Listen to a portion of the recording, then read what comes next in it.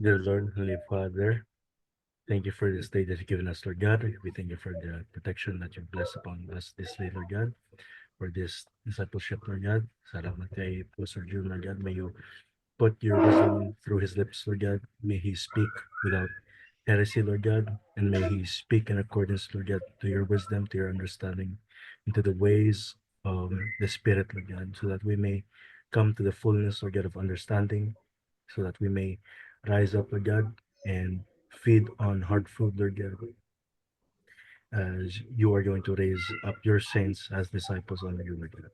May you bless the session. May you raise us up in wisdom. In the mighty name of Jesus. Amen. Amen.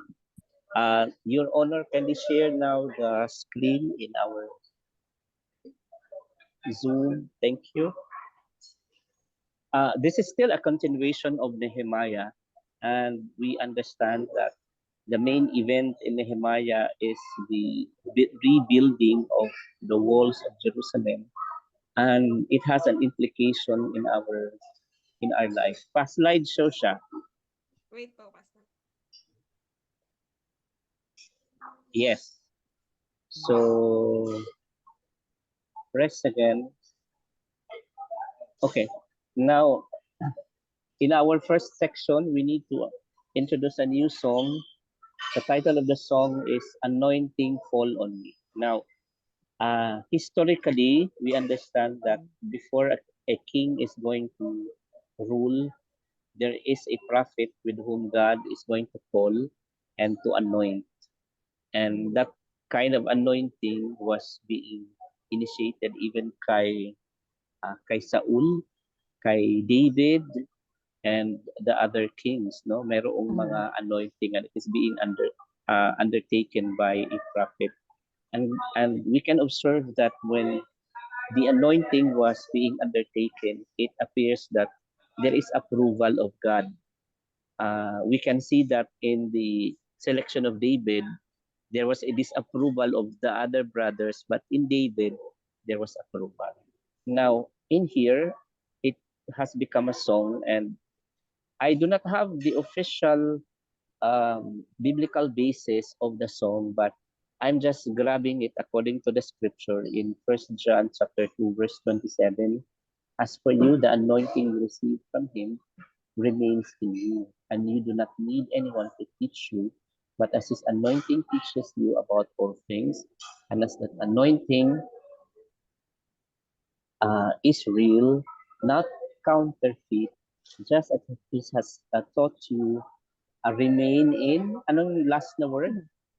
In him. Remain in him. Okay. So let us hear the song. It's the song by Ron Quinol. It's a mellow song, maikli lang. Maiksi lang siya, pero I know it's powerful. I-test muna natin kung may sound yan. Pastor, kayo po magpe-play? Ikaw po magpi-play, press mo na.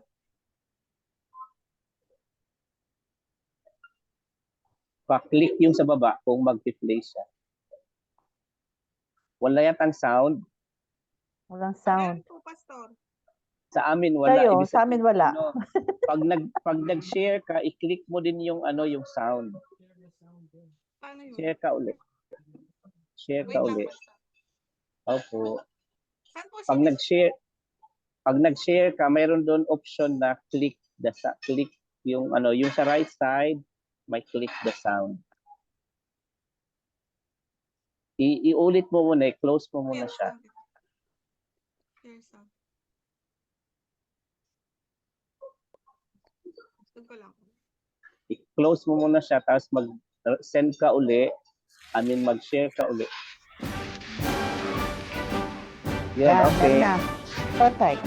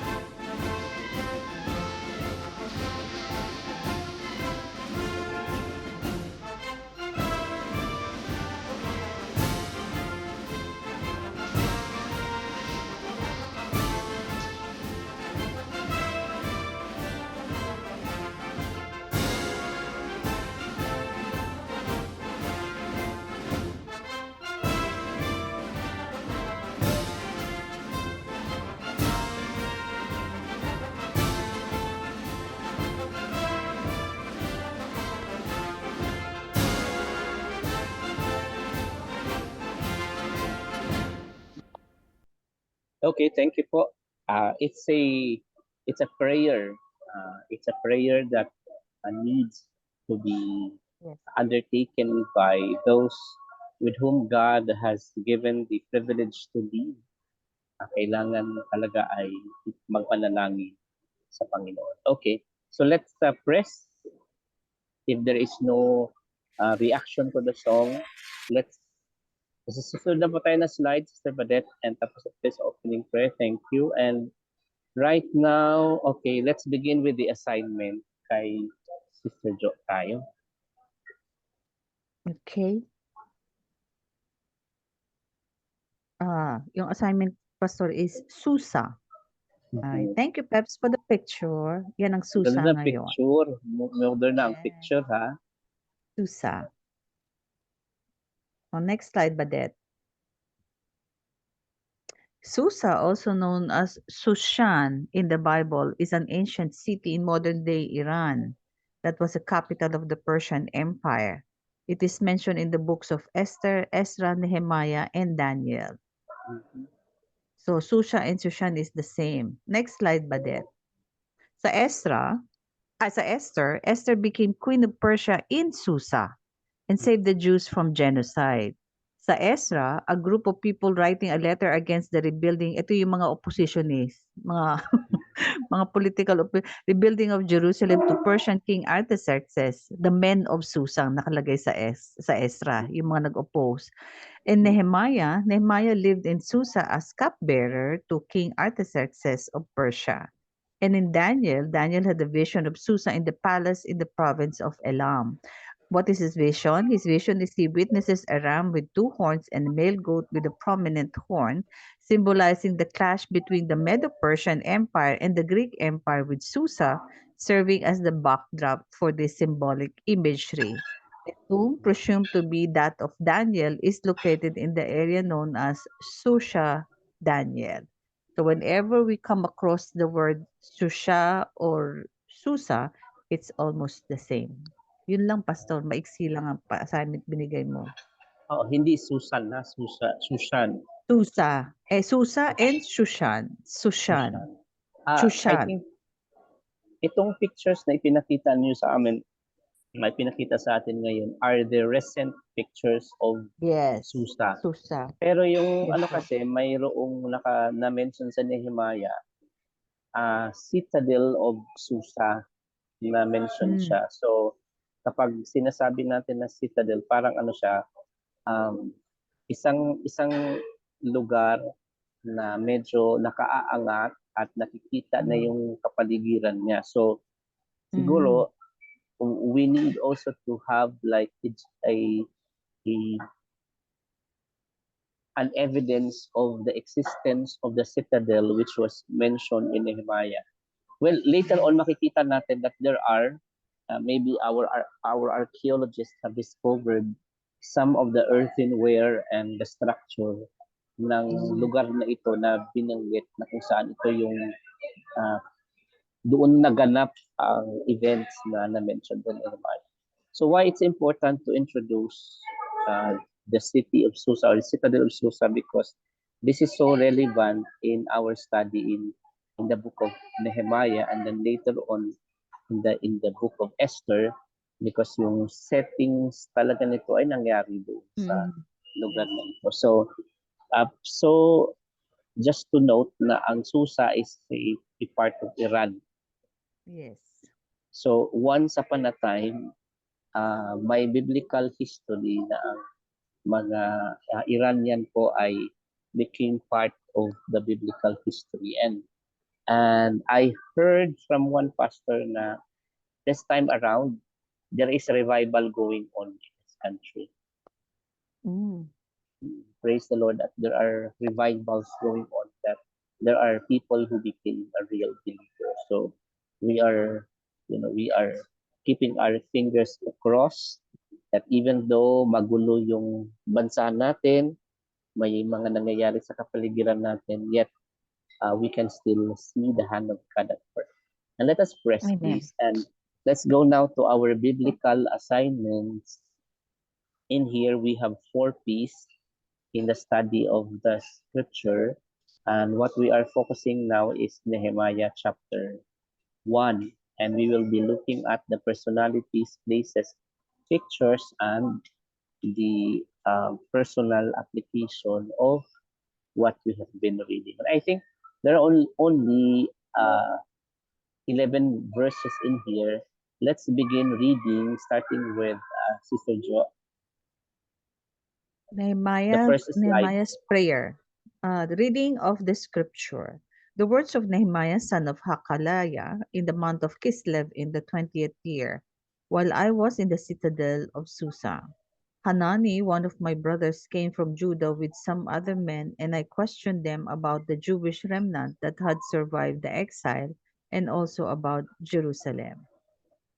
Next slide. Jai, can you read, please? They said to me, those who survived the exile and are back in the province are in great trouble and disgrace.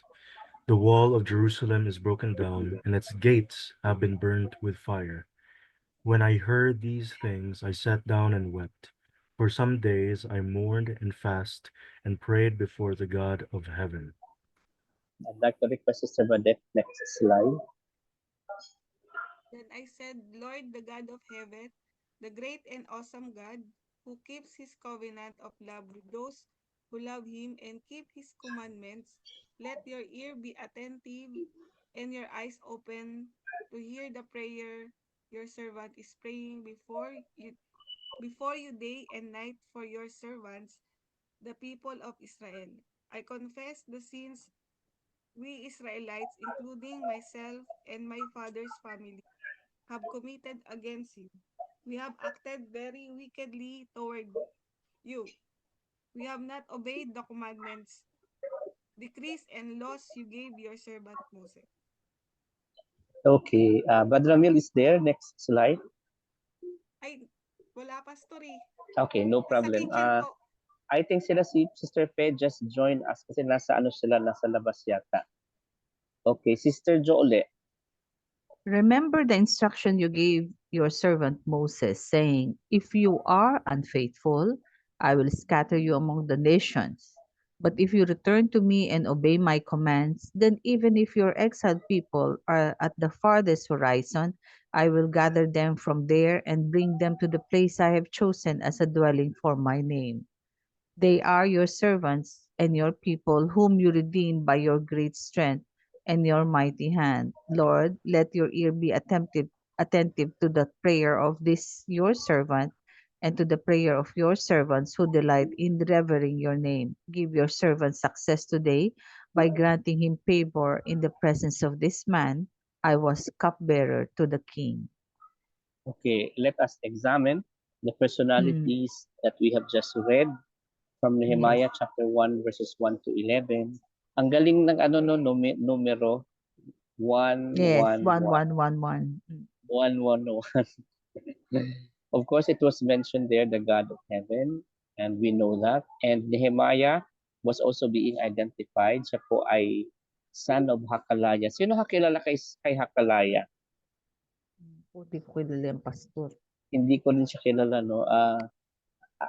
One of our, if we are going to exhaust actually in our research, makikita lang natin na father o siya ni Nehemiah.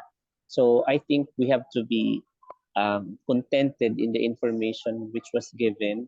Yet, since he was also being mentioned, I mean, he also played a great significant a role in the biblical times. And then si Hanani, ibig sabihin, hindi na mention yung iba pang kapatid ni Nehemiah kasi one of his brothers lang eh. So, Correct. so some other men, marami ding pumunta, dumalaw sa Judah, sa Jerusalem kasi he was also, I mean, Nehemiah was inquiring from them whether the testimony of Hanani or the news of Hanani was really true.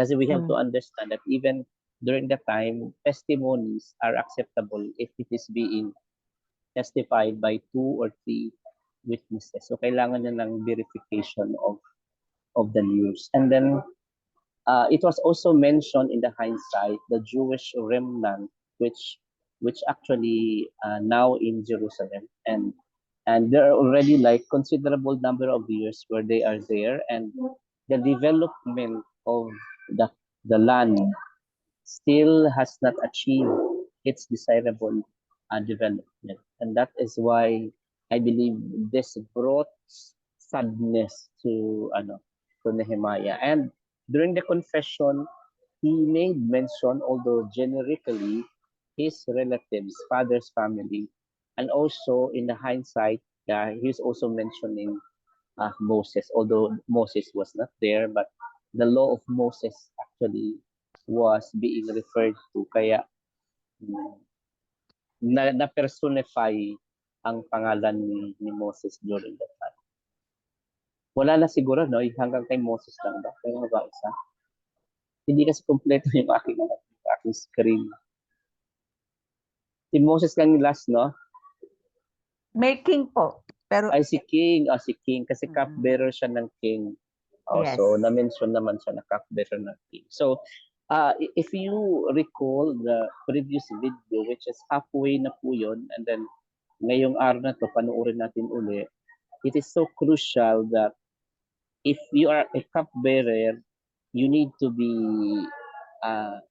smart, and you need to be at your at your best. at your condition, at your condition. Hindi ka pwedeng magpa-lugo-lugo, hindi pwedeng Correct. malungkot ka in the presence of the king. So, Yes. this is really favor, no, from God. Makita natin. Okay, press please. And I think there are 3 places mentioned, although we understand ito yung Susa or citadel of Susa or Susa lang. And then, in our illustration today, Susan yung nakasagalagay o Shushan. Shu. S-H-U. Shushan. Susan. Okay. So, kapag sinabi natin citadel is a fortress, typically one on high ground above a city. So, titingnan natin kung meron tayong makikitang evidence. Tapos, nakita naman din natin na mention din na galing si Hanani sa Judah at ang Judah ay nandoon ng Jerusalem. So, let us press. And what we can see here, okay, nagkaparehas tayo ng Sister Jo. Also Yes, called Susan, usually referred to as citadel of Susa, was the capital of the Persian Empire and location of the royal palace belonging to the Persian kings, most notably King Xerxes. Okay, press again. Pastor King Xerxes and King Artaxerxes is the same, right? The same. Ano lang sila? Meron lang silang mga parang shortcut. Umaarte lang. Oo. Para Arte lang. Press please. Okay. Pwede mabasa mo, Sister Jo? Yes po. Susa, located in the southwest of Iran in the lower Zagros Mountains, the property encompasses a group of archaeological mounds rising on the eastern side of Shabur River, as well as Ardashir Palace on the opposite bank of the river. The excavated architectural monuments include administrative, residential, and palatial structures. Susa contains several layers of superimposed urban settlements in a continuous succession from the late 5th millennium BCE until the 13th century CE. The site bears exceptional testimony to the Elamite, Persian, and Parthian cultural traditions which have largely disappeared. So, kung titingnan natin yung mga nakita natin ngayon, it's already the post-development na. So, yes, we have to look for archaeological facts. We need to dig in kung ano yung mga archaeological facts na makikita natin. Na somewhat along the way will support our historical claims from the Word of God. And let us see kung may makikita tayong evidences. May evidence ba, Sister Badet? Yun, ito yung makikita po natin ito ngayon sa website. Nakalagay ba website yun sa baba? Wala po. Pero before, the UNESCO? UNESCO, yeah. Mm. Yes, UNESCO. UNESCO siya. Okay. May correction si ano pala si Brother Tribal. Sabi niya, descendant si King Artaxerxes I was a descendant of King Xerxes. So still they are the one having the ownership of the citadel of Susa. Yes. Descendant pala siya. Nauna kaya naiba yung pangalan. Okay, Kala ko may arte so lang. ito yung isa sa mga evidences na nakuha nila, and that is why this is already under the UNESCO heritage. So good. At mayroon tayong napoprotect siya in order for us to have a glimpse of the past. Meron pa yata, Sister Badet. Yun, meron pang mga mound Mm. na nakikita doon. So we can have our time to visit at one point if God allows us to do so. Another one, kung meron pa nakikita natin, na ito naman, di ba, Mm. in the commentary that we have just read, the Citadel of Susa contains palatial Yes, places residential, also, and also palatial, yes. residential and administrative. So nag-function talaga siya during that era. Kaya nga we can see na mayroong mga structure that looks like a government building nung unang panahon. Although ganyan lang ang mga style, pero it functions the way it is functioning. Press again. Meron pa tayong nakikita ngayon. So one thing that we need to understand really is that bakit kaya ito na natabunan? Bakit kaya nawala yung city of Susa na ito, yung pinaka-original one? Kasi ang nakita natin ngayon is recent development. Although it still exists, pero yung mga emblematic na mga sites ay parang kinakailangan pang hukayin. Something must have happened during that time. We'll research about it. Okay, next, please. Okay. The picture of that Nehemiah chapter 1 is, yun nga, ang wall of Jerusalem ay broken for several years. Tandaan natin na 4 na journey na pala ang lumipat sa Jerusalem. Yung una, si Governor Sheshbazzar. Baden, si Governor Zerubbabel. Baden, si Ezra. And then the 4th is si Nehemiah. Nawala na naman ang 8 sa 4th. Okay lang yan, Pastor. Bisaya lagi, Fourth lang, fourth. Nabasa naman. Iniisip ko kasi si PRRD while typing. Okay. Tapos kung titingnan natin, si Sheshbazzar, ang kanyang pangalan no sounds like Iranian. Perhaps this is like the adoptive name by him. You remember Daniel also? Ang pangalan niya ay si Belteshazzar na. Hindi na. Yes, Belteshazzar, yes. Oo. Tapos si Shadrach, Meshach at saka si Abednego. Hindi man yun parang ang adoptive name din yun doon sa Iran when they were being exiled there. So ito yung mga nangyayari. So if you are going to consider sa 4th time na paglipat ng mga Israelites back to Jerusalem, it takes time. Mamaya makikita natin kung ilang taon nung lumipas. Okay? So, that's part of the narrative later. Okay. Press, please. This is my personal application while reading Nehemiah chapter 1. I know nakakalungkot yung balita na natanggap ni Nehemiah. Parang nalungkot din tayo. Actually, ang dami kong nakita sa post sa Facebook na hindi ako nakatulog. Parang tayo lang ngayon, puyat sa Pilipinas, alas mag 1:30. anong oras siya? 1:30 po. Okay. Now, let that godly sorrow in us, just like repentance, bring us to repentance. And let that godly sorrow in us would initiate an action. Pero let our action begin in prayer. Kasi sabi dito na if you are being given by God a task, sabi dito, godly task always begin and ends with God. Nag-uumpisa siya sa vision na galing sa Diyos, tatapusin na yung vision na yun in his ways. Yet, even if in our own way, tapos na, meron pa rin siyang ipinapagawa sa atin. Kaya, ang ending, siya pa din. Siya pa din mag-glorify. Just like, for example, itong pag-disperse ng 10 tribes of Israel na na-invade ng Assyria, akala natin ay parang katapusan ng kanilang lahi. Pero yun pala ay they are being dispersed as one of the fulfillment of the prophecies that they're going to be scattered all over the world for a specific purpose.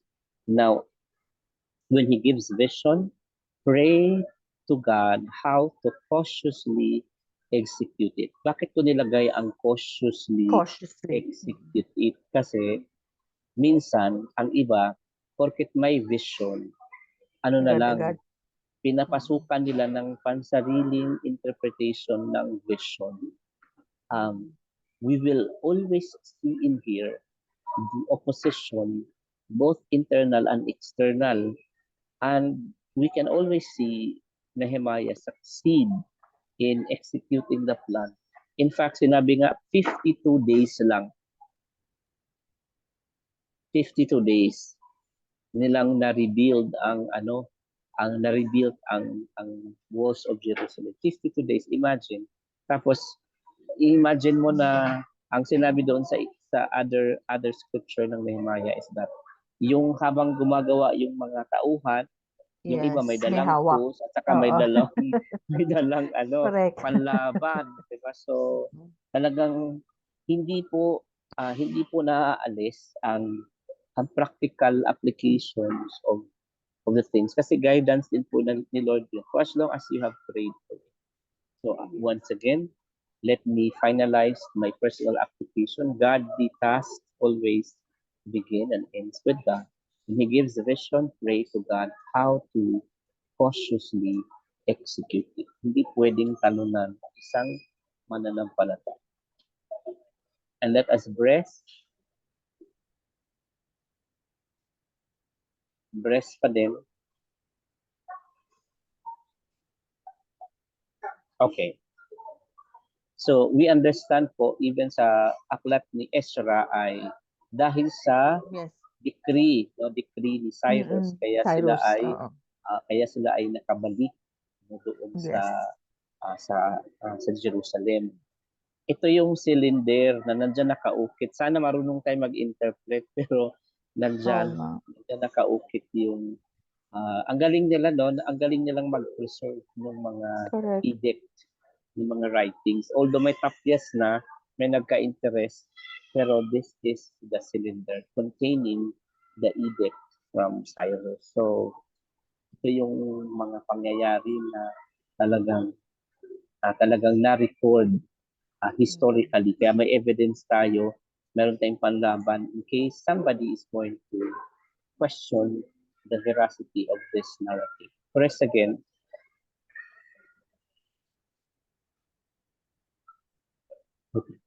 ang focus sa Nehemiah is about leadership. So, yun yung pinaka-big idea natin. That kind of leadership encompass political, may pinatatamaan ba tayo ngayon?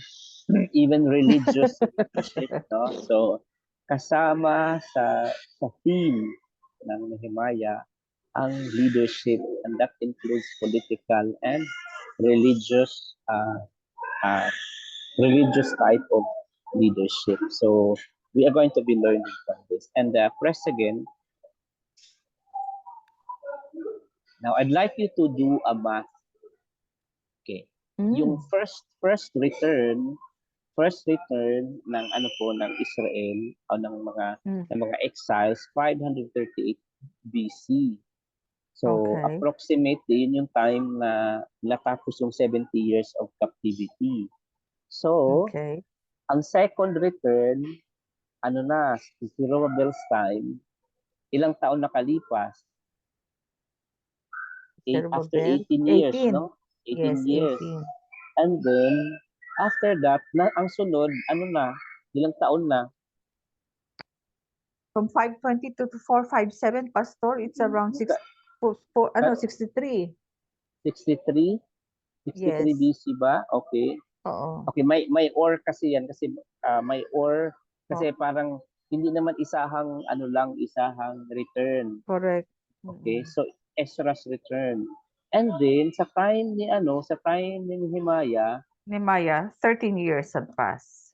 pero kung titingnan mo yung from first return to Nehemiah's time, ilang taon ang lumipas? From More first than return up to more than 90. 90 years, ano? So kung Yes, titingnan mo, 90. 90 years na yung lumipas from their first return and then the fourth return. Tapos Yes. yung development ng Jerusalem, hindi pa rin buo. Yun yung Correct. ikinalulungkot ni Nehemiah na parang for a country like this that started already the rebuilding since 538 BC. Tapos sa kanyang pagbabalik ng 445 BC ay ano pa din, di ba? Ang tagal na, 90 plus years ay hindi Correct. na-achieve yung Mm. development.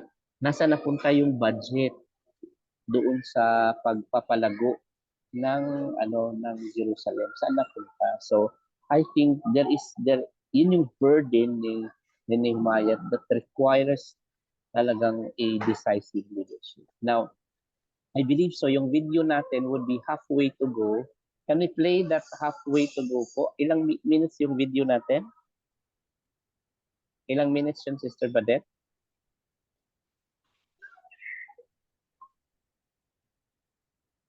Mag-play na po kayo doon sa half a portion niya. Pastor, wala pong Oo. nakalagay.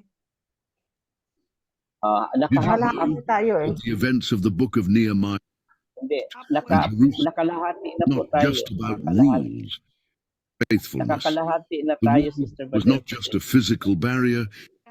Dito pa. Nehemiah's leadership Sige continues pa. as he turns to the spiritual. The people gathered in the square before the Watergate, men, women, and Okay, dyan children na po tayo. old enough to understand, connect with the foundation.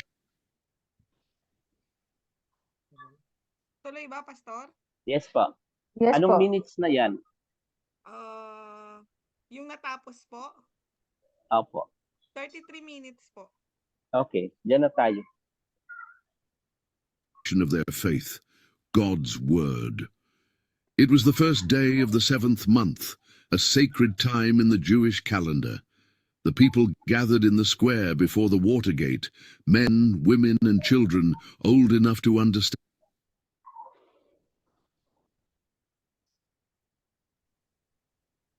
What happened? The air was electric with anticipation. For many of them, this was the first time they would hear the words of the law, the foundation of their covenant with God. Imagine the scene, thousands of people crowded together, their faces turned toward the wooden platform where Ezra the scribe stood. In his hands he held the scrolls of the law of Moses, the sacred words given by God to guide his people. As the crowd quieted, Ezra opened the scroll. The moment was profound, and the people responded instinctively. All the people stood up. Nehemiah 8:5. This wasn't just a gesture of respect, it was an act of reverence. They were standing before the very words of God, a reminder of their identity as his chosen people. Ezra began with a blessing. Praise the Lord, the great God. The people lifted their hands in worship and responded in unison, Amen, Amen. Then they bowed down, their faces to the ground, an outward expression of their humility and awe before the holy God who had spoken these words. Ezra began to read. From morning until midday, the words of the law echoed across the square. But this was no mere recitation. Ezra was joined by the Levites, who moved among the crowd, explaining the meaning of the text so that everyone could understand. They read from the book of the law of God, making it clear and giving the meaning so that the people understood what was being read. Nehemiah 8:8. The people didn't just hear the words, they understood them. The truths of God's law, long neglected, now pierced their hearts. Imagine hearing the commands for the first time, words about justice, mercy, holiness, and the faithful love of God. Imagine realizing how far you've strayed from His ways, how much you've missed, and how desperately you need Him. The people began to weep. Tears streamed down their faces as they felt the weight of conviction. They were overwhelmed by the gap between God's holiness and their own sinfulness. But Nehemiah, Ezra, and the Levites spoke words of encouragement. This day is holy to the Lord your God. Do not mourn or weep. Nehemiah 8:9. Their weeping was not to lead them to despair, but to hope. This was a day of revival, a time to celebrate the faithfulness of God, who had brought them back from exile and was now restoring them spiritually. Nehemiah declared, "Go and enjoy choice food and sweet drinks, and send some to those who have nothing prepared. This day is holy to our Lord. Do not grieve, for the joy of the Lord is your strength." Nehemiah 8:10. The mood shifted. The people, once weeping in sorrow, now celebrated with joy. They shared meals, gave generously to those in need, and rejoiced in the rediscovery of their identity as God's people. This celebration wasn't about ignoring their failures. It was about recognizing God's grace. The same God who had given them His law was the God who forgave, restored, and called them back into relationship with Him. The reading of the law in Nehemiah 8 marked a turning point for Jerusalem. It wasn't just a moment of historical significance, it was a spiritual revival. The people's understanding of God's word led to three powerful responses. Repentance. The people's weeping showed their conviction. God's word revealed their sins and called them to turn back to Him. True revival begins with repentance, a recognition of where we've gone wrong, and a desire to make it right. Worship. The people's response was one of reverence and awe. They bowed low before God, acknowledging His holiness and their dependence on Him. Worship is the natural response to encountering the truth of God's word. Obedience. As they continued to listen and learn, the people committed themselves to obeying God's commands. They celebrated the Feast of Tabernacles, a festival that had not been observed in such a manner since the days of Joshua, Nehemiah 8:17. Understanding God's word led to action, aligning their lives with His will. What about us? This story is more than an ancient account of revival. It's a call to us today. When was the last time God's word moved you deeply? Have you experienced the conviction, joy, or renewal that comes from encountering His truth? Too often we approach Scripture as a checklist or an obligation, but Nehemiah 8 reminds us that God's word is alive and powerful. It has the power to convict, to comfort, and to change us. Imagine yourself standing in that crowd, hearing the words of the law for the first time. What would you feel? What would you realize about your relationship with God? Understanding matters. The Levites explained the meaning of the text, ensuring that the people grasped its significance. Similarly, we must seek not just to read Scripture, but to understand it, whether through study, teaching, or prayerful reflection. God's word leads to renewal. The people's encounter with God's law brought them to a place of repentance and revival. If we feel distant from God, His word is the place to start. The joy of the Lord is our strength. Conviction leads to joy when we remember that God's grace is greater than our sin. His joy sustains us, even in our weaknesses and failures. What walls in your life need more than just physical rebuilding? Where does your heart need renewal? The story of Nehemiah 8 invites us to open God's word, to let it speak to our hearts, and to allow it to transform us. Whether you're weeping in conviction or rejoicing in God's grace, His word is the foundation of your faith and the source of your strength. So I ask you again, when was the last time God's word moved you deeply? What did it change in your life? From this moment of revival through God's word, the story of Nehemiah moves toward a renewed covenant, a commitment by the people to live in faithfulness to their God. Let's continue to explore how their journey speaks to our lives today. The walls of Jerusalem stood tall once more, a symbol of resilience and God's favor. But Nehemiah knew that physical walls alone could not secure the city's future. What mattered most was the condition of the people's hearts. The revival sparked by the reading of the law in Nehemiah 8 had prepared them for a deeper step, a public, collective renewal of their covenant with God. This moment would mark a turning point, a sacred act of repentance, commitment, and accountability. The people gathered once again, but this time the atmosphere was different. It was the 24th day of the month, and a solemn stillness filled the air.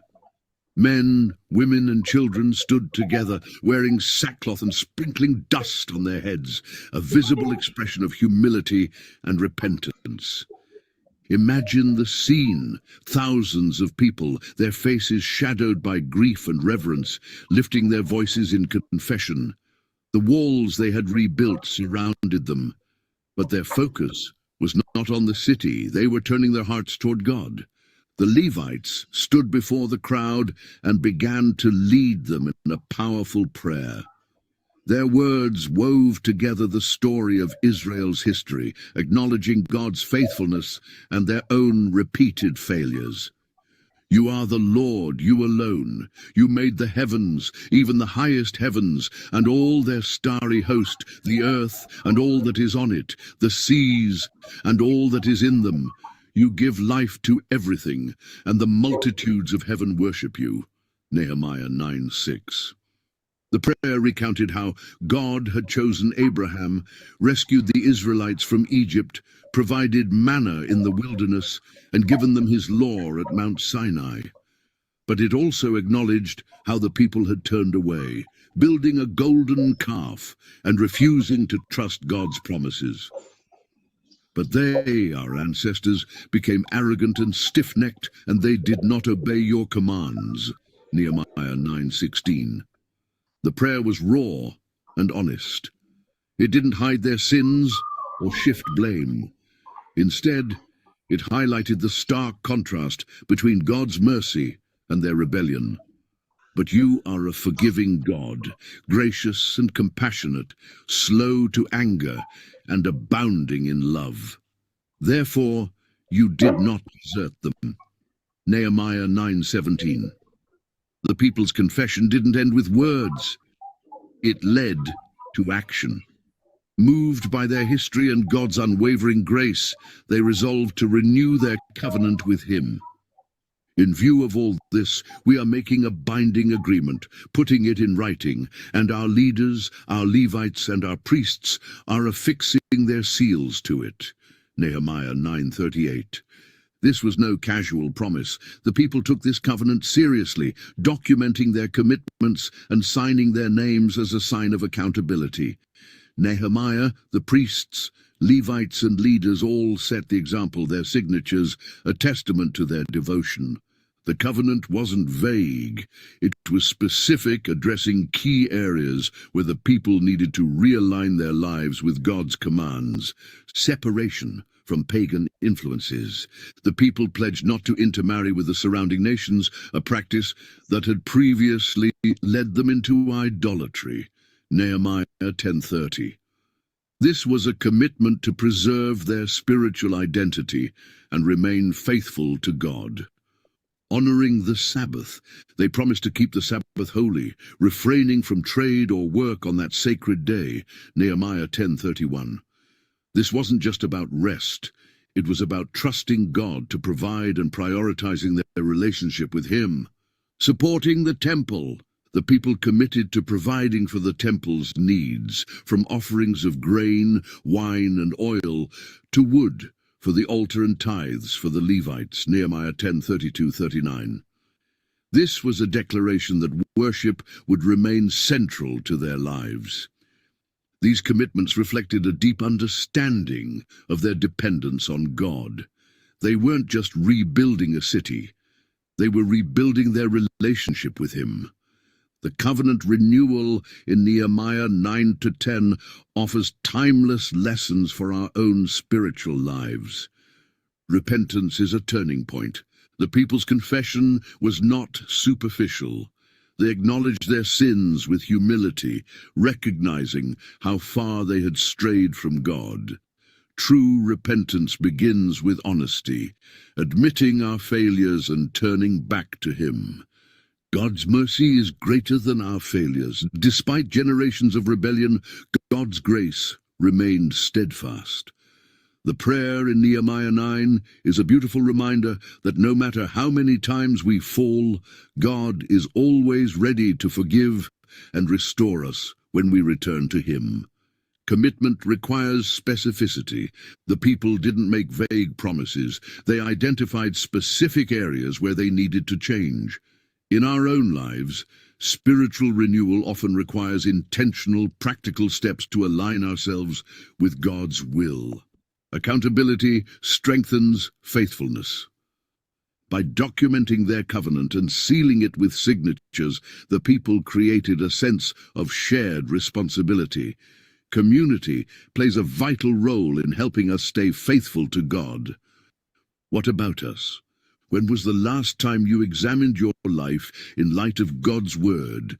Are there areas where you've drifted from His will, places where you need to confess, realign, and commit to faithful living? Imagine standing among the crowd in Jerusalem, hearing the prayer of the Levites, and feeling the weight of your own history with God. His faithfulness shines through, even in the face of your failures. How would you respond? Just as the people of Nehemiah's time renewed their covenant, we too are invited to recommit our lives to God. What specific steps can you take to honor Him more fully? Whether it's prioritizing worship, setting aside time for prayer, or addressing areas of disobedience. The covenant renewal wasn't just about individuals, it was about the entire community coming together to honor God. By confessing their sins and pledging their faithfulness, the people of Jerusalem laid the foundation for a renewed relationship with Him. Their story reminds us that revival begins with repentance and leads to action. It challenges us to take our faith seriously, to confront the areas where we've fallen short, and to embrace the abundant grace of God. What covenant do you need to renew with God today? The story of Nehemiah 9-10 is a call to action, a reminder that God's mercy is always available, but it requires a response. Whether you're seeking personal renewal or longing to see your community transformed, the path begins with repentance, prayer, and a commitment to faithfulness. The walls of Jerusalem were more than just stones stacked high. They were a testament to God's faithfulness and the resilience of His people. What began as a pile of rubble, surrounded by enemies and overshadowed by doubt, was now a completed wall, a symbol of restoration, protection, and hope. Nehemiah and the people of Jerusalem knew this achievement was not their own doing. It was God's power, provision, and presence that made it possible. And so they prepared to dedicate the wall, not with quiet gratitude, but with an explosion of joy, music, and thanksgiving. It was time to celebrate, to give credit where it was due, and to remind themselves and the world that the God of Israel reigns. The day of dedication was unlike any Jerusalem had seen in years. From the youngest child to the eldest elder, the city was alive with anticipation. Imagine the sound of footsteps echoing through the streets as families made their way toward the gates. Priests and Levites gathered, their robes pristine, their instruments gleaming in the sunlight. Before the celebration began, the priests and Levites purified themselves, the people, the gates, and the wall. This act of purification wasn't just ceremonial. It was a declaration that this work was sacred. The wall wasn't just a structure of stone, it was a reflection of God's covenant with his people. By purifying themselves, the people acknowledged that they were part of something holy. Nehemiah's plan for the dedication was nothing short of spectacular. He organized 2 large choirs to walk along the top of the wall, singing praises to God. One choir started at the southern end of the city, near the valley gate, while the other began at the northern end. The first choir, led by Ezra the scribe, moved clockwise along the wall. As they walked, their voices lifted in songs of thanksgiving, echoing across the city below. Behind them marched the priests, blowing trumpets, their sound piercing the air like a declaration of victory. The second choir, led by Nehemiah himself, moved counterclockwise. Imagine the scene.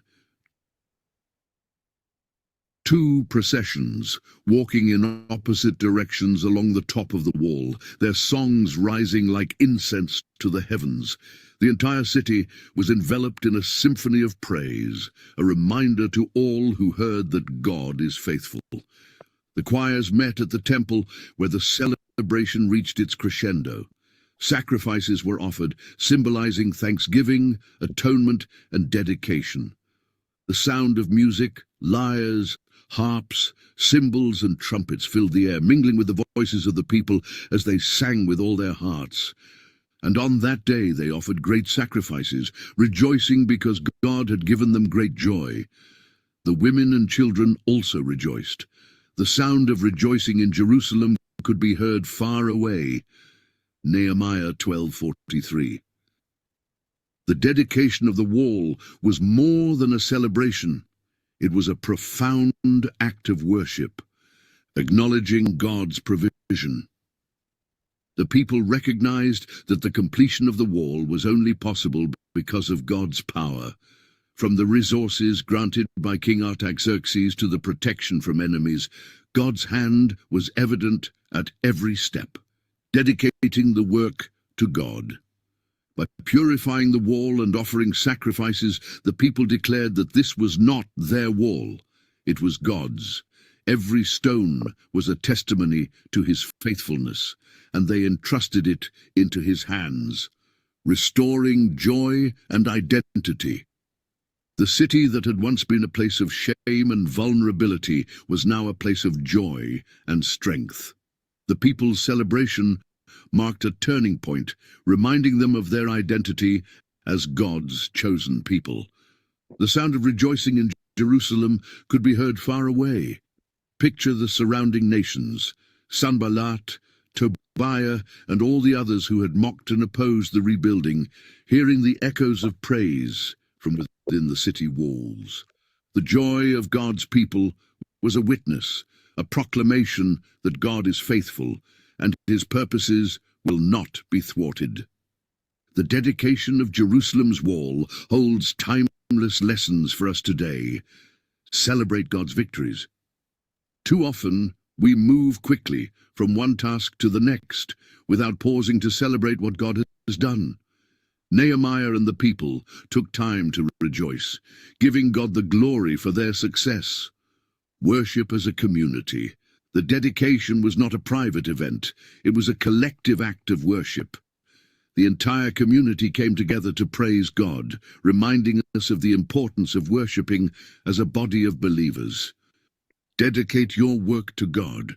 Just as the people purified the wall and offered sacrifices, we are called to dedicate our work, our accomplishments, and our lives to God. Everything we do should point back to Him. Joy is a powerful witness. The joy of Jerusalem's people was heard far beyond the city walls. Our joy in the Lord can be a testimony to others, drawing them toward His love and faithfulness. What about you?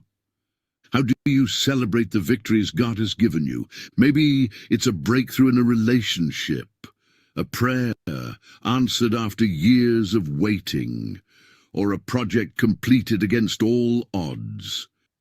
Whatever the victory, big or small, take a moment to pause and give thanks. Like Nehemiah and the people of Jerusalem, let your celebration be a testament to God's faithfulness. Imagine yourself in the procession, walking along the wall with one of the choirs. The sun warms your face as you look out over the city, now protected and restored. You lift your voice in song, joining the chorus of praise that fills the air. This is not just a moment of joy, it is a reminder of who God is and what He has done.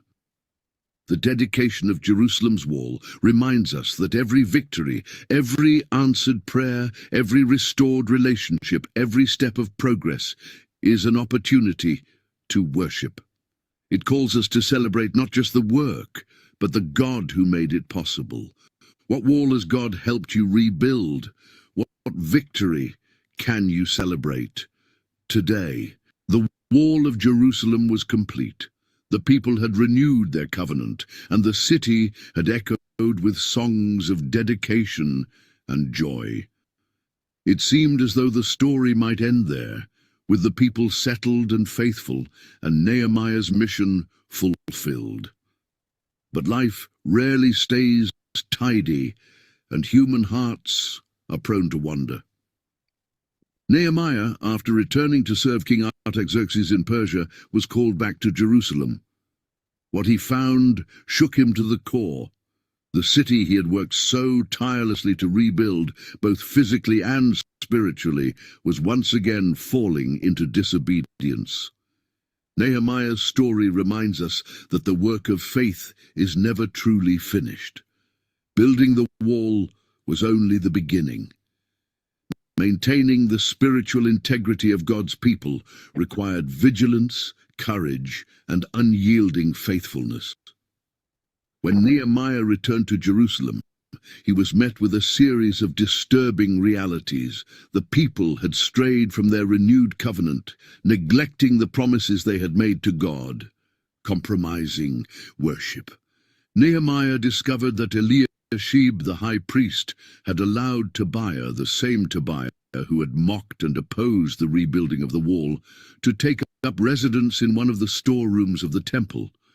These storerooms were meant to house grain offerings, incense, and temple supplies, but now they were occupied by a man who had actively worked against God's purposes. Nehemiah was furious. "I was greatly displeased and threw all Tobiah's household goods out of the room. I gave orders to purify the rooms, and then I put back into them the equipment of the house of God, with the grain offerings and the incense." Nehemiah 13:8-9. Nehemiah didn't just remove the offense, he restored the space to its rightful purpose. This was about more than clearing a room. It was about reclaiming the holiness of God's house, neglecting the Levites. The people had promised to support the Levites, ensuring they had the resources to lead worship and care for the temple. But Nehemiah found that the Levites had been abandoned. Without their portion of the tithes, they had returned to their fields to survive. Worship in the temple had been neglected, and the spiritual life of the city had grown cold. Nehemiah confronted the officials. Why is the house of God neglected? Nehemiah 13:11. He immediately restored the proper system of tithes and offerings, ensuring that the Levites could return to their duties, violating the Sabbath. The Sabbath, a sacred day of rest and worship, had become just another day for trade and business. Merchants camped outside the city gates, selling their goods to the people, and the holiness of the Sabbath was ignored. Nehemiah took swift action. He ordered the gates to be shut during the Sabbath and stationed guards to ensure that no one brought in goods to sell. When merchants camped outside the city, he confronted them directly. "Why do you spend the night by the wall? If you do this again, I will arrest you." Nehemiah 13:21. There is a Nehemiah's boldness preserved the sanctity of the Sabbath, reminding the people that obedience to God's commands was non-negotiable. Intermarriage with foreign nations. Perhaps the most heartbreaking discovery was that the people had again intermarried with surrounding nations, despite their promise to remain separate. Nehemiah found children who could not even speak the language of Judah, a sign that their cultural and spiritual identity was being eroded. Nehemiah's response was passionate and direct. He rebuked the people, reminding them of Solomon's downfall. Was it not because of marriages like these that Solomon, king of Israel, sinned? Among the many nations, there was no king like him. He was loved by his God, and God made him king over all Israel, but even he was led into sin by foreign women. Nehemiah 13:26. Nehemiah's reforms were not easy or gentle. They required confrontation, correction, and an unwavering commitment to God's truth.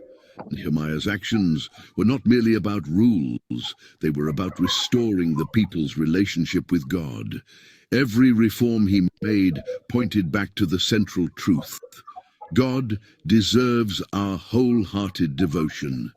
By purifying the temple, restoring the Levites, honoring the Sabbath, and addressing intermarriage, Nehemiah was not just correcting behavior, he was calling the people back to their identity as God's chosen people. Nehemiah's final reforms highlight an essential truth about faith. The work is never done. Even after great victories, there is always the danger of complacency, compromise, and drifting away from God. Nehemiah's vigilance reminds us that finishing strong requires ongoing faithfulness and accountability. As Nehemiah reflected on his efforts, his prayer was simple yet profound. "Remember me with favor, my God."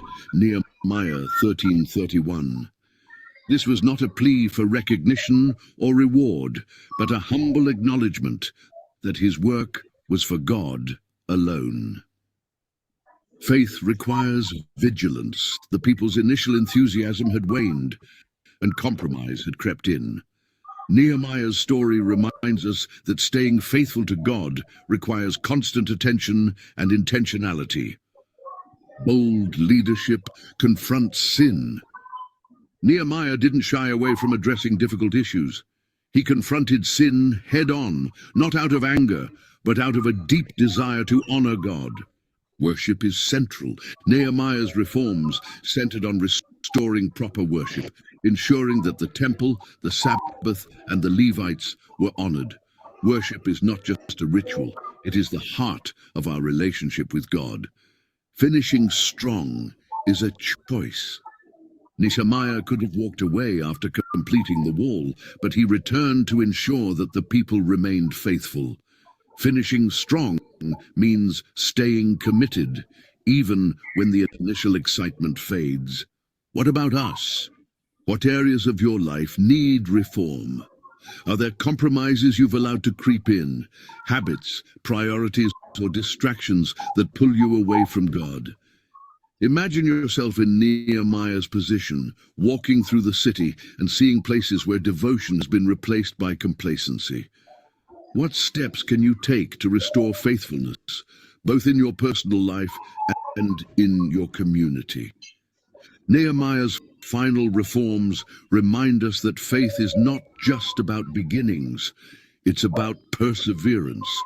Whether rebuilding a wall or restoring worship, the work of faith requires commitment, courage, and the willingness to confront what is broken. As Nehemiah prayed, "Remember me with favor, my God." Let us also seek to live lives that honor him, knowing that our ultimate reward is found in his presence. From these final reforms, the story of Nehemiah leaves us with a lasting legacy of leadership, faith, and dedication to God's purposes. Let's carry that legacy forward, staying vigilant and faithful to the end. Okay, The story of let's Nehemiah is stop na more po than a doon. tale of rebuilding. Okay, and then let's press na po doon sa next Did you natin na know? slide. Okay. Now, let's dissect about the lessons we're going to be learning from the book of Nehemiah, and we are given like 10 lessons. At yun po yung ating ending ng gabi. Once you are going to be reading that lesson and from the narrative also na na-share sa atin ngayon, let's also give our thoughts. This 10 lessons is related to leadership. Maybe you can also comment or relate that lesson to the current situation na naibigay sa atin or nangyari sa atin. So let's start with number 1. Let's start with Sister Jo, and then pupunta natin kay Jai, and then kay Sister Badet, and myself, and then make a round again. Thank you. Pastor, Press nandito please rin po number si 1. Brother Ramil. Si Brother Ramil, okay. Followed by Brother Ramil, and then myself, and then sige po. I-press na po natin kay Sister Jo yung una, then second is kay Jailod, third kay Sister Badet, fourth kay Brother Ramil, mine is fifth. Okay. Okay, number 1. Also give a comment. Ay, ganon. Lessons we learned from the book of Nehemiah. God's leader responds to a call. God has always called leaders. Leaders must hear God's calling to lead and respond to that call. Nehemiah understands his leadership as a calling from God. Nehemiah 2:12. Nehemiah listened and came to see the need. I may respond. May respond. Require na Require ba? mag-respond. Oh, yes. Oo. Oo naman, Pastor. Di ba, being a leader, the first thing is that yun ang palagi kong inaano eh. Even pastors, di ba? Especially Yes. pastors. It is not your desire. It is God's calling. Di ba? And that's why it's God's calling, because God has personally picked you for a task. The only thing is that you have to have that desire to listen to whatever and do not only desire but to do whatever task has been given to you. You have to be very what you call this sensitive to what God has called you for. Yun po. Sinabi ito na leaders must listen God's calling to lead. So importante yun kasi kung wala man na confirmation from God na you are being called to lead, parang Yes. sayang lang, no? Sayang lang yung yung At saka di ba, parang Pastor? attempt.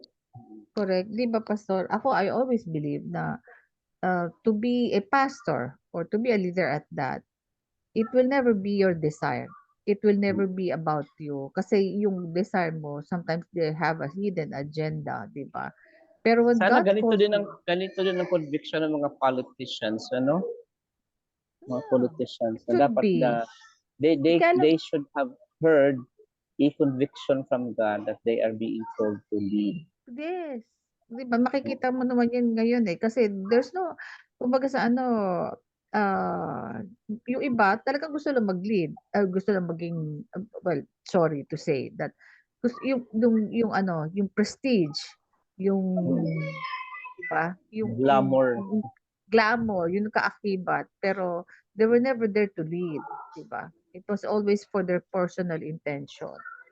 Okay. There is this portion of our constitution that states na bawal po ang political dynasty. That goes to show na kapag kapare-parehas na ang mga politiko, mga apelido na tumatakbo. Kaya nga, I also like the recently speech ng isang politiko na nagsasabing siya na not because na kaapelido ko ang tumatakbo ngayon at sinasabing ina-assume ninyo na magaling yan. Hindi pwede.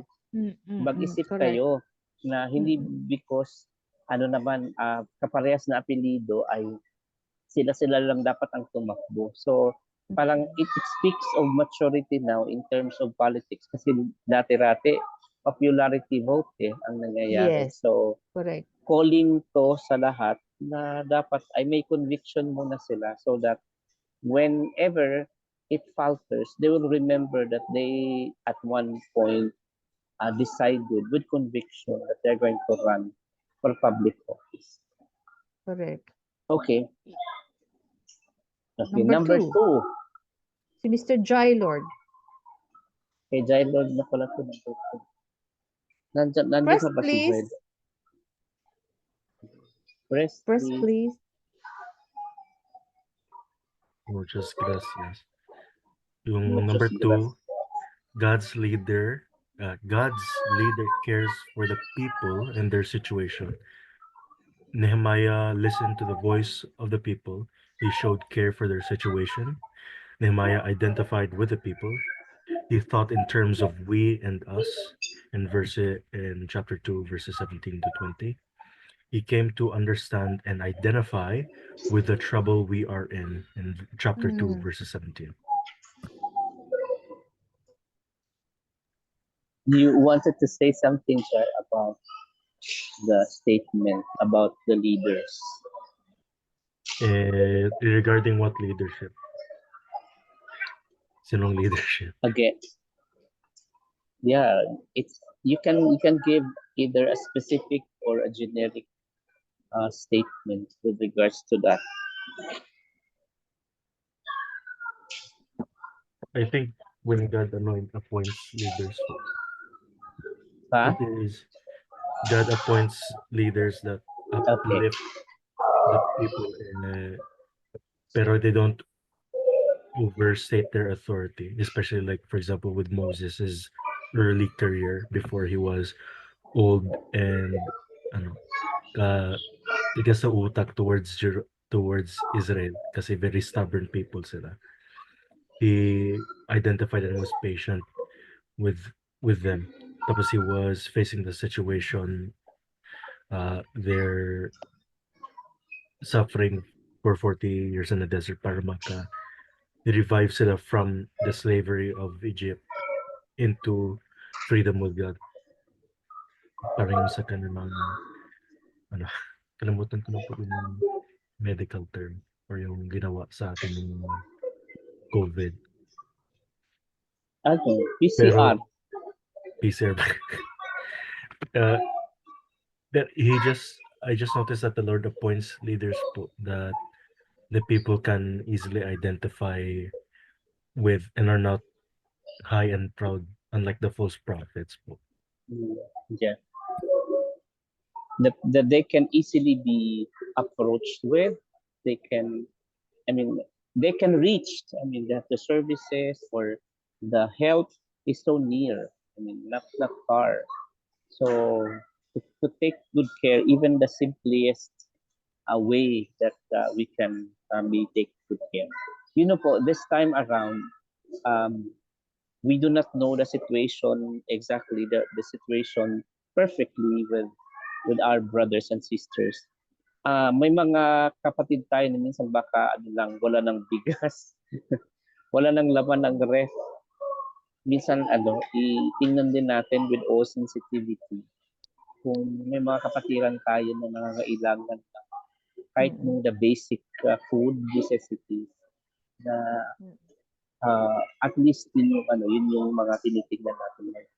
Right now, we know of an office na they are saying na ang kanilang target, yung mga far-flung places na hindi na talaga Mm-mm. naaabot ng gobyerno. Yun ang inaabot nila ngayon kasi nga, yung mainstream naman ay marami namang akap na sinasabi, pero yung mga far-flung areas daw, a kind of leadership talaga that caters and identifies ng we and us, na hindi po nagsasabi na nag-i-elevate themselves na porket they are leader, parang very special na sila, and they failed to look down to those people who are in need.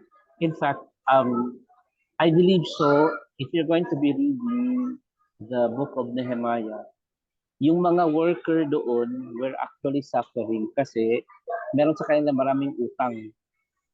Meron sa kanila pinagbibili ang kanilang mga lupa-lupain kasi they cannot survive anymore. At saka mataas din siguro ang patubo ng mga businessman doon to a point na naging slave na sila. And Nehemiah is looking at this condition, no?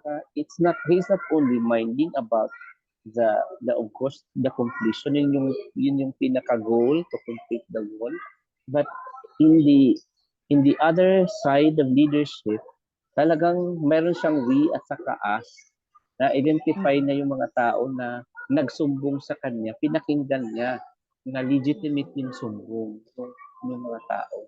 Kaya talagang he cares for those. Number 3, Sister Badet.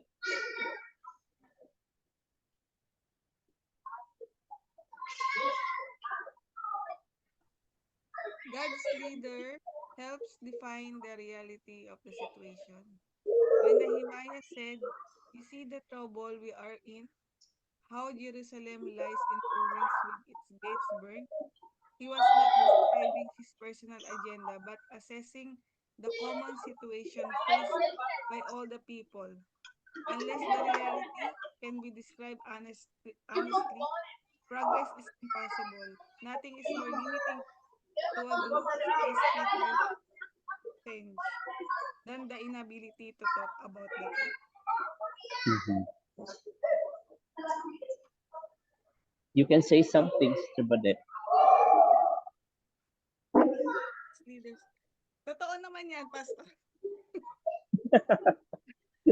Yeah, oo. Hindi, parang ano po, kailangan yung isang leader, hindi ka lang basta magli-lead, pero ilalagay mo rin yung sitwasyon mo sa sitwasyon nung mga tao mo. Kumbaga, ano yun? Yung put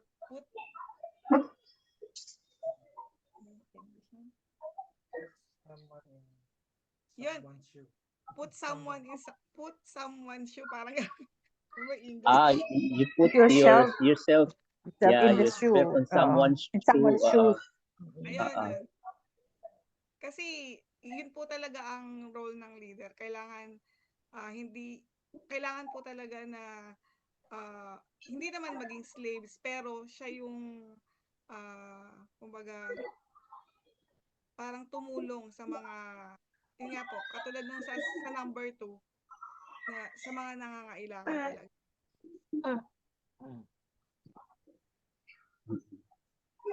Okay. Now, titingnan natin ang number 3 sa progress na kailangang i-achieve as a nation. Dito, may komunidad siya na pinangungunahan. So, the leadership style is that you have to let the people, you have to educate the people of the real scenario. Because he is, I believe so, looking for unity to achieve the progress para yung ruins ay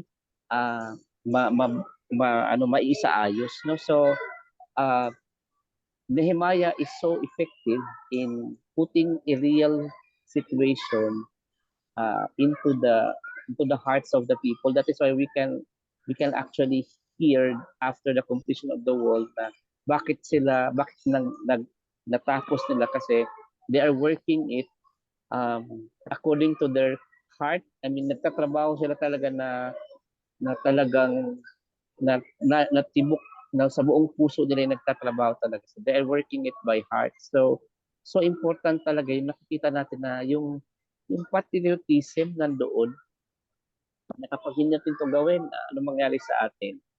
So, the reality Siguro, Pastor, became so, stricken. Yes. siguro dito, since pinag-usapan natin yung leadership ni Nehemiah, siguro being a leader, you should also see the root of the problem, yung pinaka-cause before you can give a, di ba, solution. Di ba? Yung sa kanya kasi talagang sabi mo nga, in all areas he saw, even nga yung bakanting space sa temple na dapat dapat Yeah, Tito imbakan ng Baya. mga imbis na imbakan ng grains at saka para sa temple, but ginawang imbakan para sa pagbenta ng mga goods. Di ba? Parang sa'yo, parang kung sa ibang leader, okay, it's a part of business niya para kay ka. But he sees it differently. Siguro yun yung isa sa mga leader na you see beyond in the perspective of God. This is His holy place. So it should be kept holy. Yeah, okay. Number 4 na tayo. This is Brother Ramil. Thank you po. God's direction and vision are sought by the leader and people. Nehemiah was always asking God to provide a vision for him. He understood that a true vision must come from God. It must be a God-inspired and God-revealed vision. Only such a vision is worthy of leadership.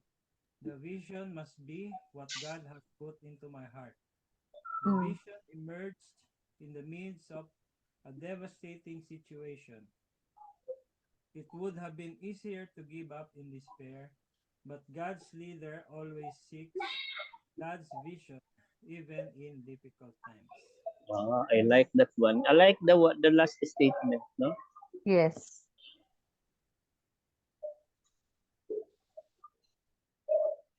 So Yan ba yung always, maisi-share si Brother Ramil? God's leader needs like guidance and guidance ng or yung guidance na he need to seek guidance from God. Kumbaga, yung Nehemiah was always asking God to provide. Hindi yung parang yung sinasabi na yung parang mag-aano siya ng oracle, yung mga ganun. Hindi yung ganung klase ng ano. Yung it is through yung pananalangin. Yes. You can see God's vision or yung direction through His word, di ba? Yung sa Bible, you can see God's direction and through prayers, through fellowship, through, di ba, yung mga means of grace na makikita natin yung direction and vision. So yun yung sa church, yung pag-fellowship, you can see from there na bilang isang bilang isang Christian or bilang isang individual, you can see this direction and vision through this means. Ano pa? Amen. Yung sinabi nga dito na only such a vision is worthy of leadership. No? Ibig sabihin, purposeful ang leadership natin kapag galing sa Diyos yung vision na ipinagagawa sa atin. Thank you po. And let's proceed to me. Back to me pala. Ako nagbigay ng instruction tapos. Okay. Natakpan yata yung prayer is essential to, ano sinabi doon? To know God's will. To know God's will. God's will. Natuwa naman tayo minsan yung maabot sa Malacanang ang devotional at nabindisyonan din ang iba doon. And we are actually wishing na magiging regular. Yes, So President. kagaya ng nabanggit natin kanina na yung rebuilding of the wall, hindi lang dapat ceremonial, pati yung pag-amen hindi lang din ceremonial. Dapat ay magbubunga yon ng relationship. sa Diyos. And that relationship is evidently when a leader is prayerful. So, si Nehemiah, ganyan ang kanyang leadership. And a reminder to all of us leaders na lahat dapat ay idaan sa panalangin, hindi yung pagrereklamo or hindi yung grumbling, no, na we can always resort to grumble na lang. Because sabi dito, prayer is the fundamental act for people of God. God's leaders and God's people must be in the right place to hear God's voice. So, ito yung iiwanan natin na dapat ito yung ma-develop sa isang leader, na-develop ang kanyang relationship, and that is so evident kapag siya po ay lumuhod. Kaya nga meron tayong tinatawag sa isang theology na neology. Neology? Yung di ba yung tuhod neon? Ah, Di ba yun? kala ko Lumuhod. NE. Kala ko NE. NEO. Neology. Pala Oh, diba? neology. Oo, dapat malakas din ang leader sa neology para siya po ay Yes. yun Correct. yung kanyang sandata. Each time po na kung saan ay there is danger sa leadership. So, the best thing I believe so for the current president, especially if there was threat in his leadership, is really to pray. Yun dapat yung sandata niya, not because of the counsel of men. Yes. While praying, there are people flashing on my mind who would have given him a counsel to do such a thing. So I am praying. It's my personal thing to do that. Hindi ko siya i-reveal kung sino yung nakikita ko, pero nakikita ko yung mga counsel. Kaya he really needs to pray, to resort to praying, not just ceremonial, but a prayer na nag-iugat sa kanyang tunay na relasyon sa Diyos. Number 6 tayo uli, kay Sister Jo tayo uli. Aba, meron pa tayo number 6. God's vision Hanggang is simple. hanggang 10. Hanggang 10. God's vision is simple. God's vision tends to be very simple. People build complicated system, but God's will is often extremely simple. Totoo. For Nehemiah and his people, the vision was captured in 3 words: rebuild the wall. There were many needs, hopes, and dreams of the people, but God's vision for the immediate future was captured in rebuilding the wall. Without this vision, the other needs could not be met. True naman. Tayo lang naman kasi nagpapagulo talaga, Lord. Talaga naman, totoo naman yun, Pastor. Sabi niya nga ganyan, yung katulad sa yung will ng Panginoon sa atin, di ba? Minsan, we ourselves, di ba, napakasimple lang ng gusto ng Panginoon for us. Kaya lang we always make a detour in attaining that will of the Lord. Minsan katulad nga na ng sinabi mo na napakasimple lang ng buhay, napakasarap ng buhay, tayo lang nagpapagulo. If we were able to follow whatever God's will for us, kumbaga the joy will never depart from us eh. Kaya lang we ourselves are making it.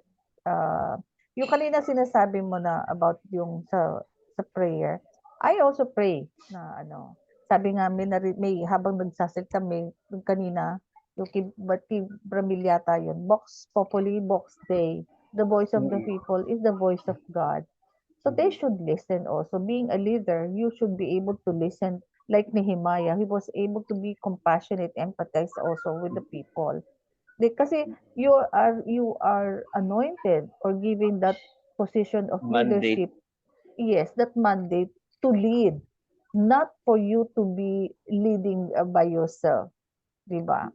That he should be understanding that. Kaya katulad ito, God's vision is simple. Being a leader is simple if you're able to do the task that was given to you. yung kumbaga sa ano, kaya lang nakakalungkot lang talaga. I was also having that impression that it was never yung the leader, kaya nga tinawag siyang leader, his decision should be his decision, not the decision of the people around him. That's why you were mandated to be a leader, because we were thinking that you have that what you call this. It's not only Capacity. even common.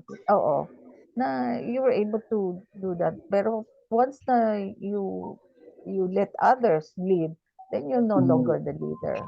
You're puppet. You're already called a puppet leader.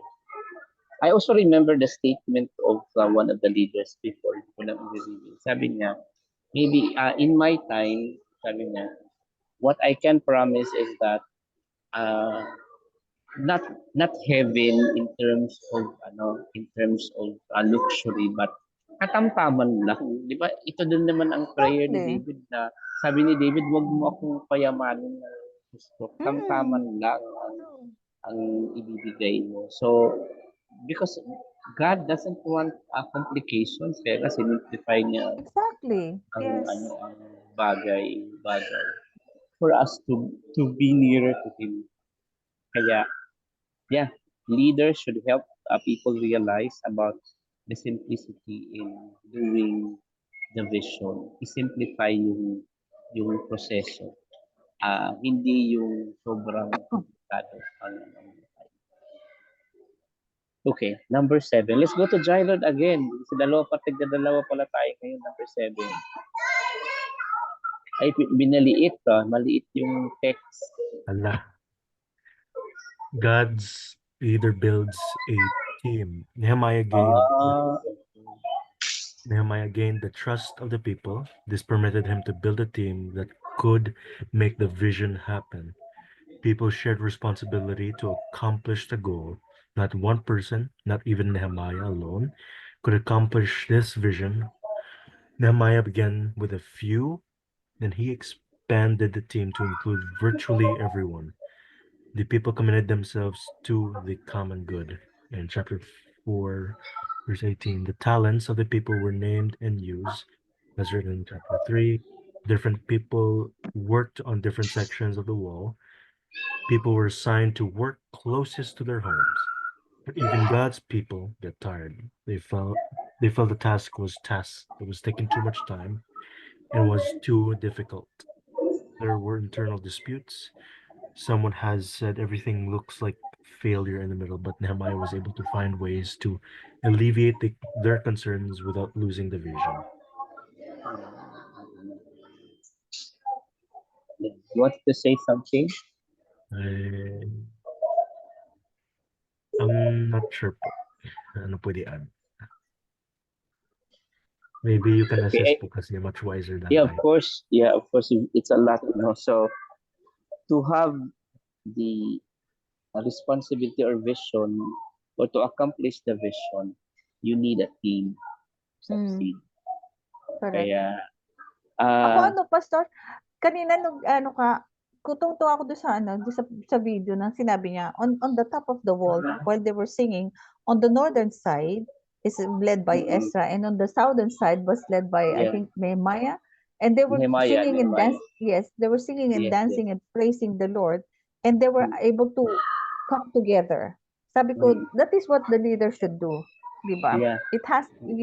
That's why you have to have a team that it has to have a common vision, a common desire. If you could remember also the time that we have the instruction in the study of Ezra, we told that Ezra and Nehemiah, the books of Ezra and Nehemiah must be studied out together, because here in this chapter 8 of Nehemiah, we can see the role of Ezra restoring the spiritual revival of Israel. So really, there is a team that will continue to work. I remember before, when I was still in the second company, I worked there for many years. My work motto is that I'm always saying like this, that I'm I will not allow other people to do my task because I don't want to repeat it. Mm.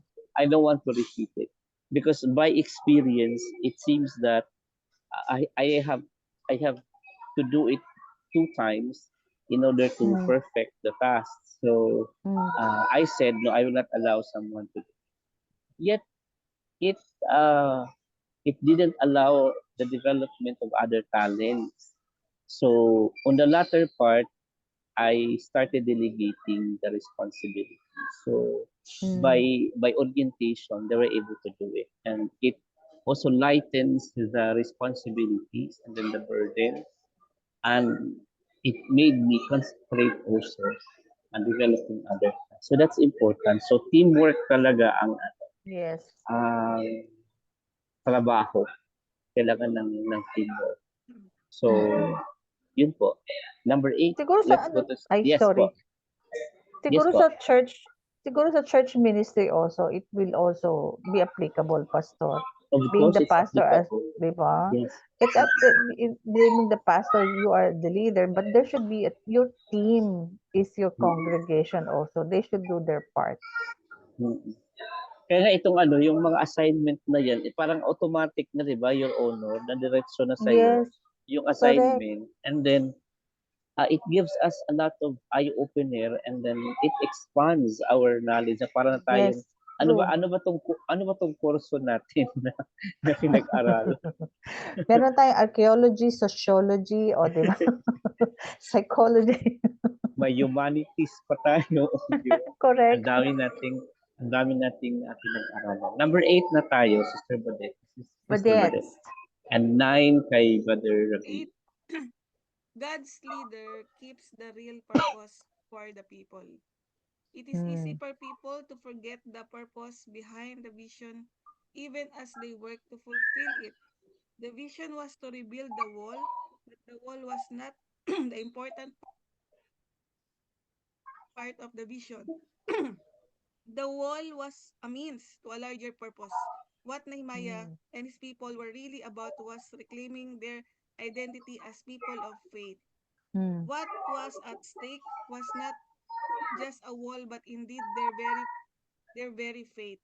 Nehemiah had to make sure the people were reminded of their ancient faith because their Mhm. task was tied to a larger purpose. They put their Mm. hearts into their work and were able to complete the task in 52 days. What an amazing feat this was. Mm. God's leaders keep the real purpose of the people. Siguro, siguro ang sinasabi dito, Pastor, yung kung isa kang leader, ah hindi lang yung yung mission and vision yung kailangan na ipasunod sa mga tao. Kasi sabi dito, meron pang mas ano dito kumbaga, mas important. Siguro yung instead of uh, following him or gawin yung mission vision, kailangang ituro niya rin ang mga tao sa Panginoon. Instead of him, kumbaga i-point niya yung Panginoon. Kumbaga, encourage niya yung mga tao niya, especially yung pagiging spiritual, patuloy na magtiwala sa Panginoon kahit na may mga problema na pinagdadaanan ang isang ano po, ang isang government or ang isang yun nga po. So yun po yung ituturo ng leader, hindi lang po yung vision and mission ng isang ano po, yung katulad ng paggawa ng mag-rebuild ng wall, kundi tinuturi rin niya na sa kabila ng mga yon, kailangan nilang magtiwala sa Panginoon. Ganyan. Naalala ko po yung yung sa ang teacher ko kapag gumagawa ng lesson, meron silang 3 objectives. Meron po doon yung una, yung cognitive, tapos yung affective, at saka yung psychomotor.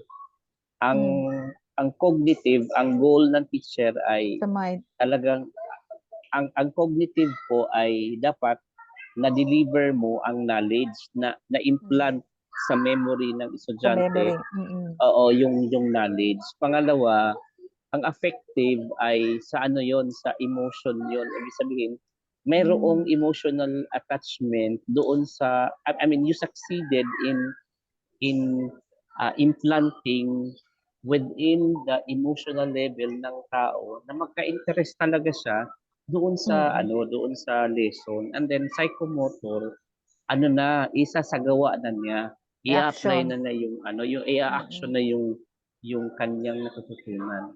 And bago mo i-deliver ang lesson, mayroon munang tinatawag na may step sa lesson planning na motivation na dapat doon sa mga motivation activities na iyon, doon pa lang sa preliminary activities, you are going to be gearing towards the full understanding doon sa pinaka-subject.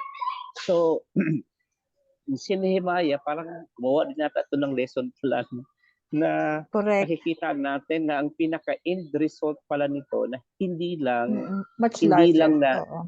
hindi lang that they were able to contribute by heart the rebuilding of the wall, but they are actually achieving in the rebuilding of their faith as Their their faith, true yes. identity. Correct. Dapat ganun ang leader. Ganun siya na although parang dramatic man yung sistema, pero all of these events that is unfolding will lead them to faith na talagang to God.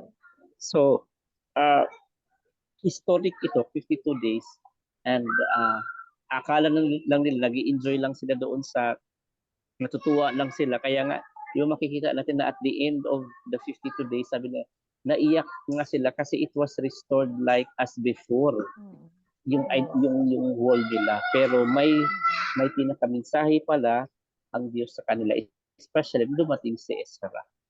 So, correct. Ang vision lang naman praise. kasi ni Ezra, di ba Pastor, ang vision lang naman ni Ezra is to rebuild the wall. But along Ni the way, Nehemiah. ay ni Nehemiah. Yan. Pero along the way, it is their heart that is being rebuilt. Yes. Diba? Yes. At saka yung development of patriotism na Yes. it will last long, na through that Yes. activity ay na naipundar or na-establish yung patriotism ng mga tao. So that is that's important. And a leader to succeed in doing that, you must be an effective leader. Correct. Kung may naiisip na naman kayo, number 9 na tayo. Number 9. Number 9 kay Brother Ramil. Last. God's leader is not discouraged by adversity. As they rebuilt the wall, they ridiculed and mocked. They were ridiculed and mocked. Their enemies did everything possible to discourage them. They threatened to tell untrue stories about Nehemiah. Nehemiah listened but persisted. Nehemiah knew he was doing a great work and could not come down from the wall to debate with the enemies. Nehemiah persisted even when adversity came. God's people cannot give up when adversity comes.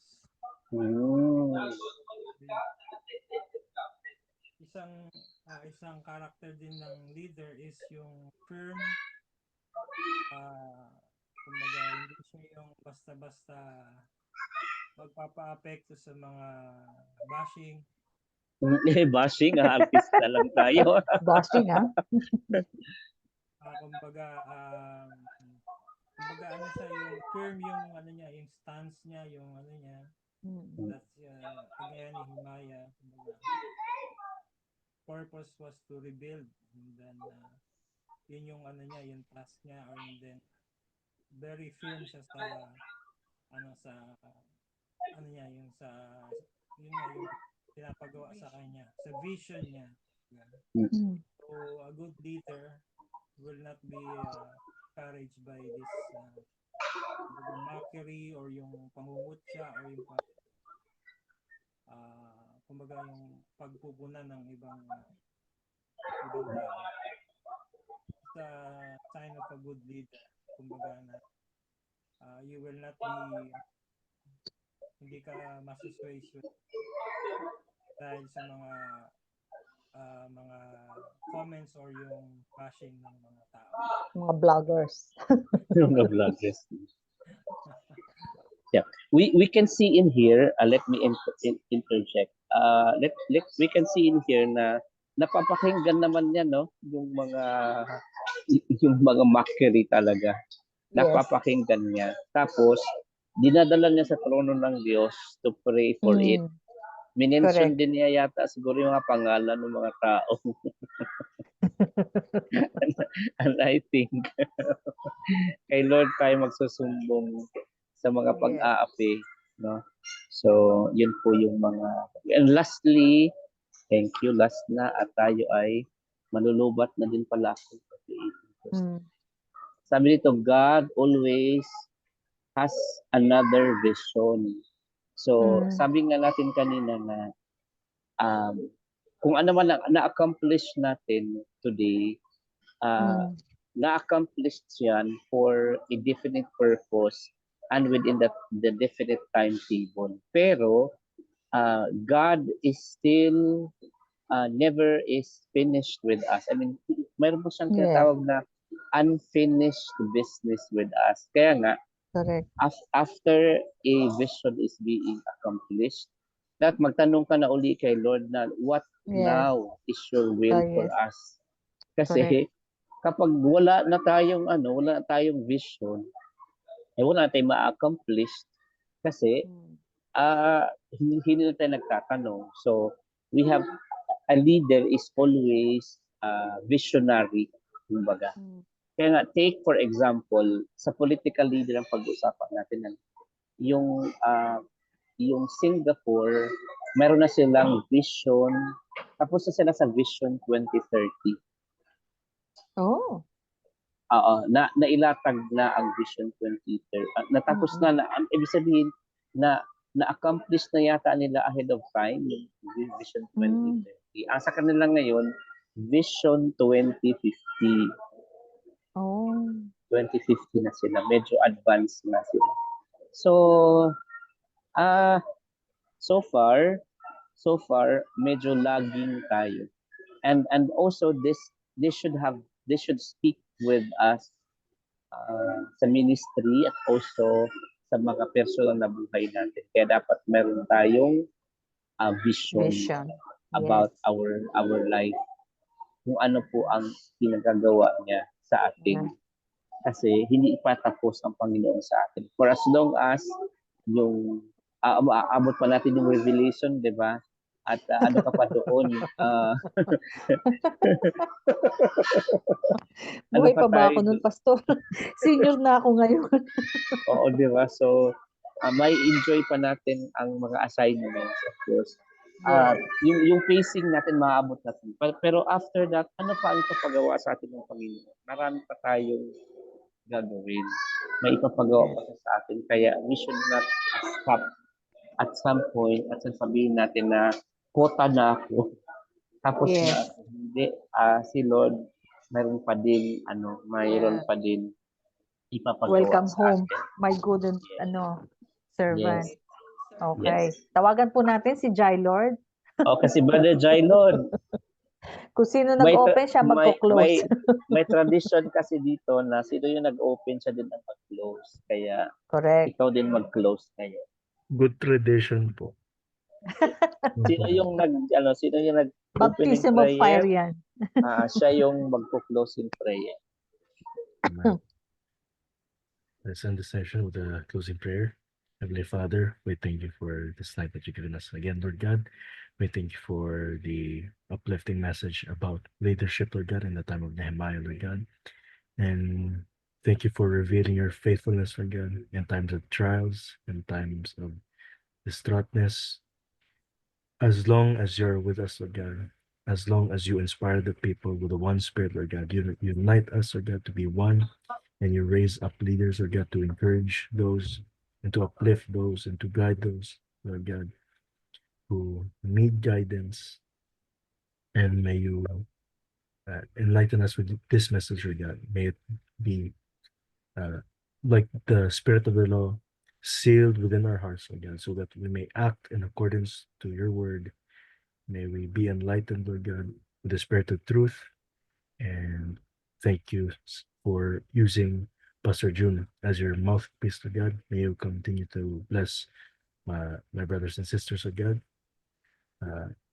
And may we continue to abide in the faith, Lord God, and be mature each and every day, Lord God, as living as Christians, following the true Christ. Salamat. In Jesus' name we pray. Amen. Amen. Let's take a May photo. tradition din, may picture. La- Padala yan sa ICC. Talaga lahat ng Christian tradition na talagang picture after Zoom.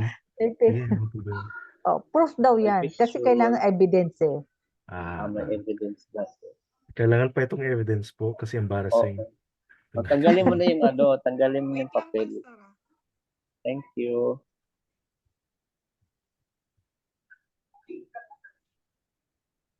Batet bilang. 1, 2, 3, 4. Wait lang Ilan po. na? Wait pa. Okay. Isa ba po? Kasi Yeah.